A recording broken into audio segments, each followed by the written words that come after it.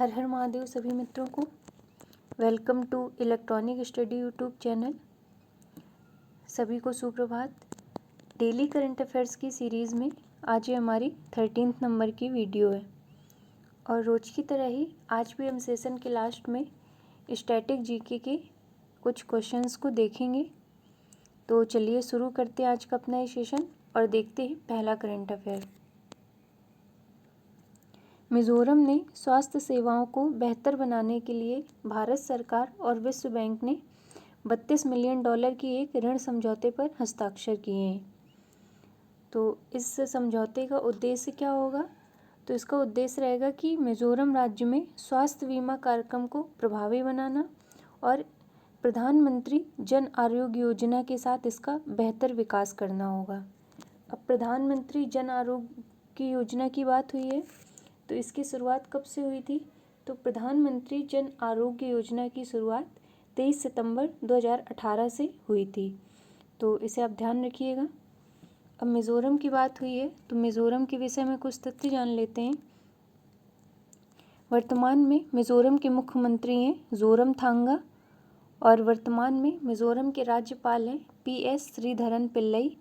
मिज़ोरम की राजधानी है आइजॉल और मिज़ोरम में आपको मुरलेन राष्ट्रीय उद्यान और फावंगपुई ब्लू माउंटेन राष्ट्रीय उद्यान मिलेंगे।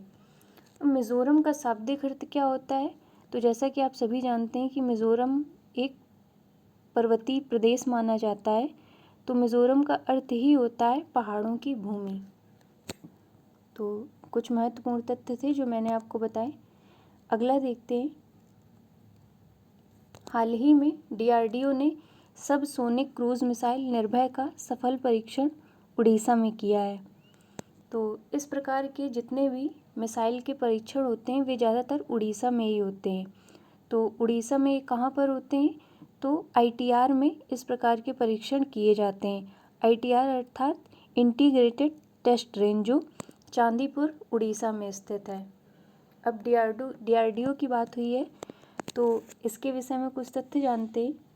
इसका पूर्ण रूप है defence research and development organisation, जिसकी स्थापना 1958 को होती है और DRDO के मुख्यालय नई दिल्ली में स्थित है। वर्तमान में DRDO के महानिदेशक हैं डॉक्टर G सतीश रेड्डी और DRDO का मोटो क्या है या किस पर काम करता है? तो वलस्य मूलम विज्ञानम इसका मोटो है। अगला देखते हैं।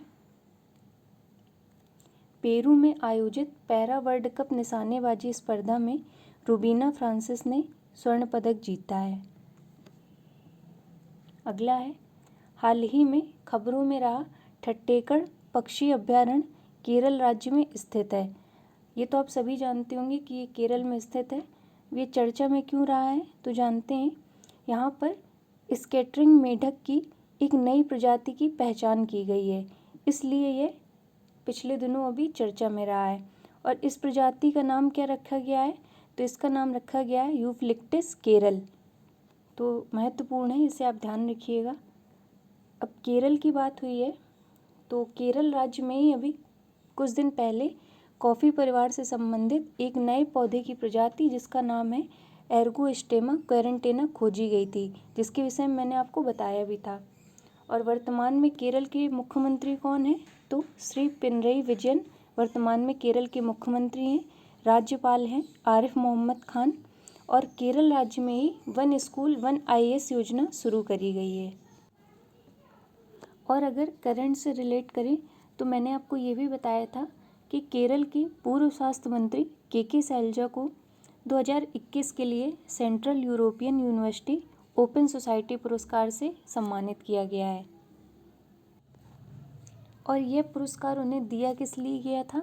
तो उनके दृढ़ नेतृत्व और समुदाय आधारित सार्वजनिक स्वास्थ्य कार्य व महामारी के दौरान जीवन बचाने की मान्यता में उन्हें यह पुरस्कार प्रदान किया गया था। अगला देखते हैं। 2022 में नौसेना ने भारत का पहला स्वदेशी विमान वाहक पोत INS विक्रांत को शामिल करने की योजना बनाई है। अगले कुछ महीने में INS विक्रांत के ट्रायल शुरू होने जा रहे हैं। इस प्रकार अगर ये ट्रायल सफल हो जाते हैं तो INS विक्रांत पूरी तरह से तैयार हो जाएगा और ये नौसेना का सबसे घातक हथियार साबित होगा। अब नौसेना की बात हुई है तो इसके विषय में कुछ तथ्य जानते हैं। नौसेना दिवस हम 4 दिसंबर को ऑब्जर्व करते हैं। नौसेना की मुख्यालय नई दिल्ली में स्थित है और वर्तमान में नौसेना के अध्यक्ष हैं एडमिरल करमवीर सिंह। और कुछ सैन्य अभ्यास होते हैं जिनमें से प्रमुख है मालाबार नौसेना अभ्यास। ये किन किन देशों की नौसेना के मध्य होता है, तो इसमें 4 देश स्थित हैं। तो ये सैन्य अभ्यास भारत, अमेरिका, जापान और ऑस्ट्रेलिया की नौसेनाओं के मध्य होता है। और गरुड़ युद्ध अभ्यास जो होता है वे भारत और फ्रांस की एयरफोर्स के मध्य होता है।